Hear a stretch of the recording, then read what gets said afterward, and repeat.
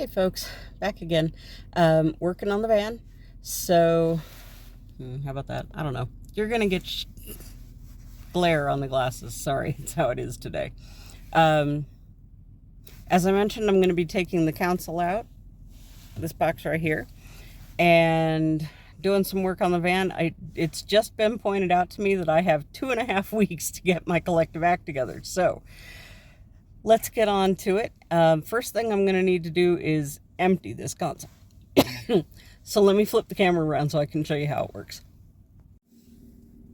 So pretty sure I have a bunch of stuff stashed in here. So the first thing I need to do is empty it. And yeah, that's what I figured. Those are some of my window shades. That's where they're supposed to be anyway. Random silverware. I know my can opener, one of my can lids. These are awesome. These go on top of soda pop cans. Lets you close your can and keeps your bugs out. What else is down in here? Random Kleenex. That's uncomfortable. Get more silverware. A pair of eyeglasses, a headlamp. Ooh, an extra comb. Good to know.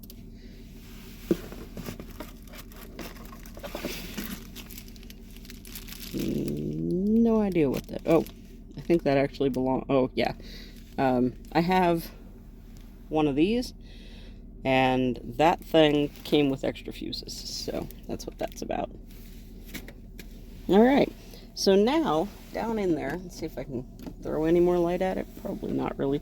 I should be able to just pull up that carpet piece, and it should reveal 4 screws that have to be undone. So there's the carpet piece. 2 screws. Alright, well there's my 2 screws. So let me get my tools out. And the video that I watched said you should need a 10mm to do this job. So, because everything on the Toyotas is metric. So there's my 10mm. Let's see what happens.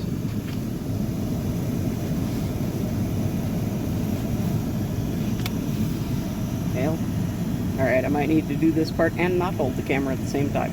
But the 10mm does fit, so give me just one moment. Alright, part 1 of the learning curve. I am definitely going to have to go get an actual ratchet as opposed to a ratcheting screwdriver. So I'll go fix that and then we'll get back to it. Alright, right tool for the job definitely does make a difference. So, not that I'm not going to bust a knuckle doing it this way anyway. If you've got a power tool that will help you do this, it'll make your life a lot easier. But it certainly can be done with this kind of tool.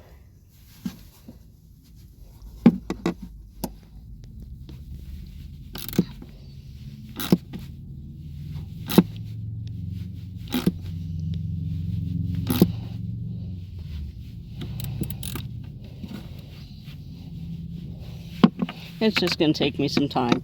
So rather than put you guys through the boringness of watching all of that, I'm going to put you on pause until I get it done. Alright, so that's it. These nuts come out of there and you can see how they're rusted on the bottom. These actually extend out through the floor of the vehicle. So that brightness you're seeing there, yeah, that's the reflection off the ground that I'm parked on. So one thing you do have to be prepared for when you take the center console out is that in the case of the Sienna minivan anyway, those holes go all the way outside. So you're going to want to have a plan for how you're going to deal with the fact that you have now opened 2 holes in the floor of your vehicle. There's silicone, there's plugs you can buy, you get options. Now the next thing that you want to do on the Sienna at any rate is pull this piece off. It's held in by 4 clips and the clips come out straight up and down this way. So I'm going to wrestle with that for a minute. I'll show you those clips once I get it out. So one first step you can do is pull the cup holder part out. It comes out separate. It's got these yellow clips here. They pull straight up. That'll give you something to get a better grip on to pull this piece out with. Okay, I thought there might be a 9-volt plug back there, but apparently there's not. I don't remember what all this electrical is for, but you want to unplug it to get the console out. And then those 2 screws there are the reason you take that gray cover off. It's so that you can access those 2 screws to get the console out. And then that's it. Once you've got those couple of screws undone, just grab hold of it, come right out.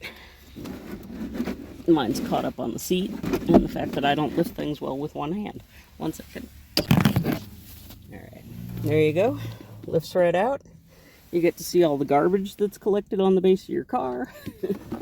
And then you got to figure out what you're going to do with this space here, because as you can see, you lose, where that is, you lose all of the padding from all the carpeting. You've got these couple of holes in the floor here, these couple of holes in the floor here. So yeah, you got to figure out what you're going to do with that. But otherwise getting the console out is fairly straightforward. And hey, look at that terrible camera. I cannot stop this glare, people. I'm sorry. Otherwise, yeah, it's really pretty straightforward. I think anybody with some hand tools can do it.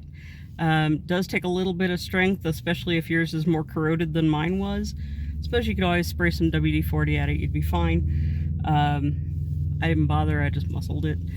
And it didn't take a lot. You shouldn't need an impact driver, but you know, if it gives you a hard time, you might need an impact driver. Anyway, that was one of the projects off my list. I also lucked out while I was here at the hardware store and found the crossbar that I want to use to hang privacy curtains and whatever else I want to hang off of it. In the Prius, it was a really handy spot to mount the fan. I didn't need a fan very often in the Prius, but every now and then it is nice to circulate the air, from front to back particularly. And so I'll have that again once I get that installed. It's an 8-foot bar and a 6-foot ceiling, so I need to do some cutting on it. I've got to find my rotary tool. If you don't own a Dremel and you're going to live in your vehicle, I do recommend getting something like a Dremel, a rotary tool of whatever kind. There are a lot of different tools you can buy for those, and one of those is a metal cutting wheel and a wood cutting wheel. So you can do a fair bit of sawing work with a rotary tool. I'm all about using the wrong tool for the right purpose, or the right tool for the wrong purpose, or however you want to look at that.